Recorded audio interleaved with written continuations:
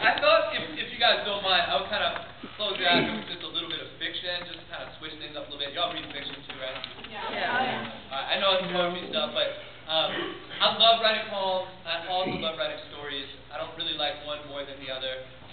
I think it's really important to not, especially when you're a young writer, to not pigeonhole yourself and feel like you only can do certain things.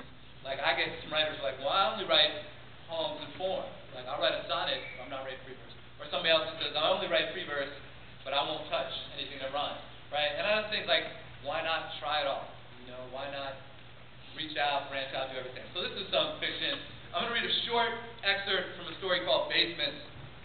I grew up in a suburb of New York in the late 70s and early mid-80s. And I think one thing I will give your generation a lot of credit for is making a lot of progress in terms of, like, interracial relationships, you know. And when I was growing up, things were very codified, you know, like, if you were a white person, you hung out with pretty much only other white people. And if you were a Jewish person, you hung out with, like, Jews, pretty much. And the only time that, for me, that changed was, like, during sports, right? Playing athletics, and you had all kinds of people from different teams. But we didn't really understand each other or know much about each other. And this little short piece is trying to get to that. So it's called Basements. And the way the story works is that, like, there's descriptions of different basements and things that happen there.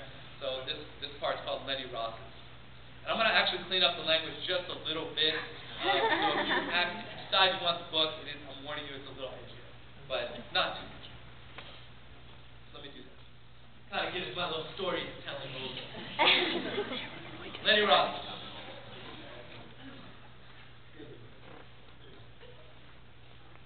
He and Davy are the token Jews. But does that matter? It's all about the bench press. Lenny's a goddamn animal.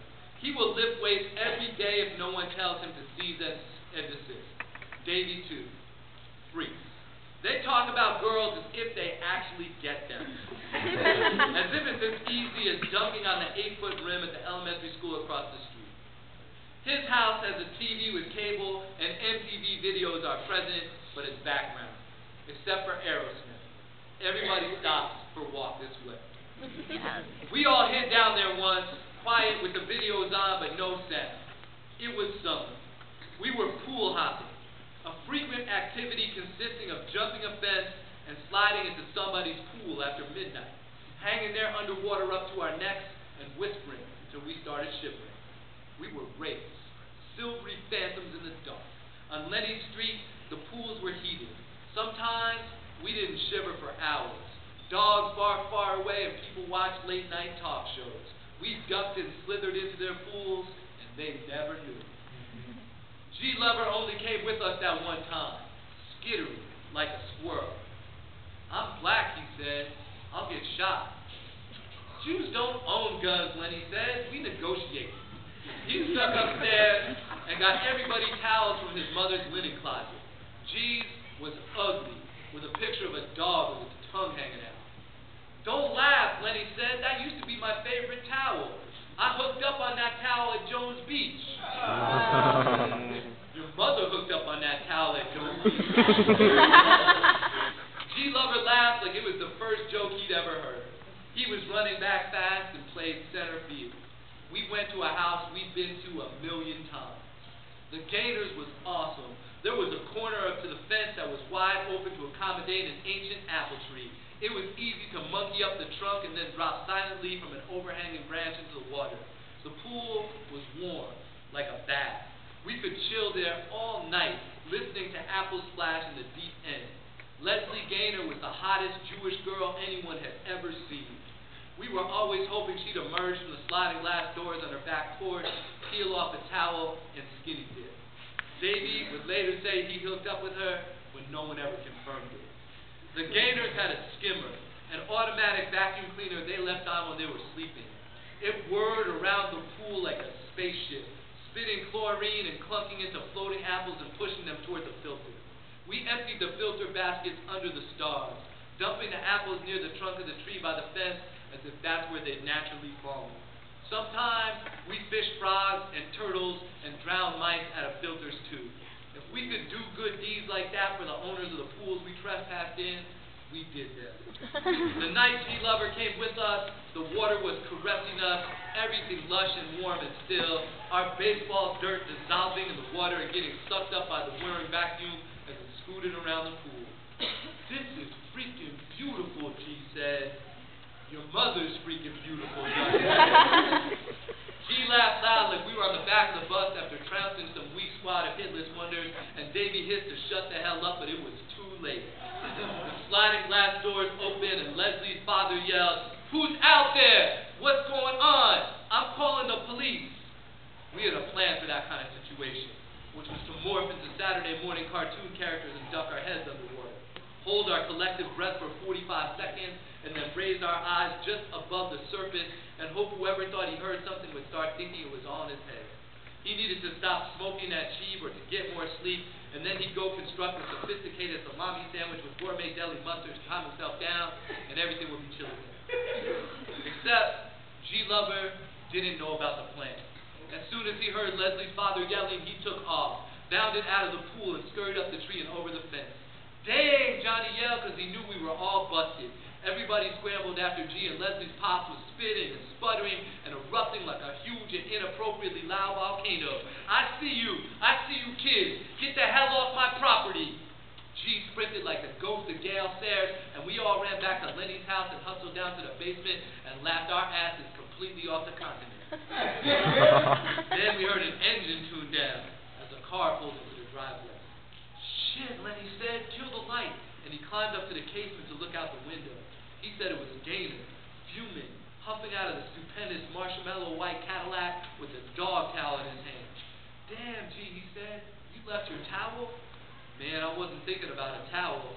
I was thinking about not getting shot by that fat dude. Lenny shook his head in the gloom, and I thought he was about to start talking about Jews negotiating again, but he seemed too nervous for that. "That's an old towel," he said. "I had it back in day camp. My mom sold my name in there." "Dang," Johnny said, "why'd you run anyway, G?" "I'm not white like you, man. They could hang me from that apple tree." When Johnny were about to make another mother joke, he didn't. I thought about G in center field, calling Johnny off on balls in the gap, sometimes when he couldn't reach them, how they'd roll to the fence and our coach would rail at him, smack his palm against G's temple and say, "Use your head for Christ's sake. Use your goddamn head out there. You have one, right?" We heard the doorbell ring. "Everyone be quiet," then he said. No one moved. It was dark and damp, cold cement floor, nothing to shelter us but one beat-up couch and a bench to the bench press. Our shorts were still wet and we were shaking. Johnny turned on the TV to create a little more light but muted the sound. The doorbell rang again, and we heard Lenny's father climb down the stairs from his bedroom and said, "Hang on, hold your horses, hang on." He opened the door and the voices were muffled, but we could tell Gaynor was pissed. We watched Janet Jackson dance provocatively in silence, our ears straining to pick up what was happening outside the front door. She was wearing something vampirish, black, rubbery looking and low cut. It was enthralling. I stopped listening to his muffled voices. G Lover didn't. After a few minutes, we heard the door slam, and Lenny reported that Gaynor, towelless, was headed back to his car, muttering. He drove off, and Mr. Ross opened the door to the basement, began to walk down the stairs. "Yo, I'm gonna bust out," G said. "I'm going home." "Just chill, bro," Johnny said. "We'll be all right." "You'll be all right." We could feel G vibrating, itching to run again, but he didn't. Everyone stayed quiet. Janet Jackson opened her mouth and moaned, and it was spectacular. "Len, turn on the light," his father said. He was holding the dog towel. "I don't want you guys trespassing anymore," he said. "It's dangerous." "I lied for you, Lenny. I told Bob Gaynor you were upstairs sleeping. Have been for hours. Said we sold that towel at a garage sale years ago. Got 75 cents for it. You know why I did that?" No one answered. Johnny respectfully turned off the TV. "Because Bob Gaynor's a jerk. He said he saw a black kid in his pool. That's all he said. A black kid and a gang of hoodlums. Said if he'd had a gun, he would have fired it. Would have been within his rights. That's bullshit, but one of you could have been dead. Probably G, because that's where he would have aimed." G nodded. "This nonsense stops," Lenny's father said. "It stops tonight." He threw the towel at Lenny. "If you want to swim, go to the club.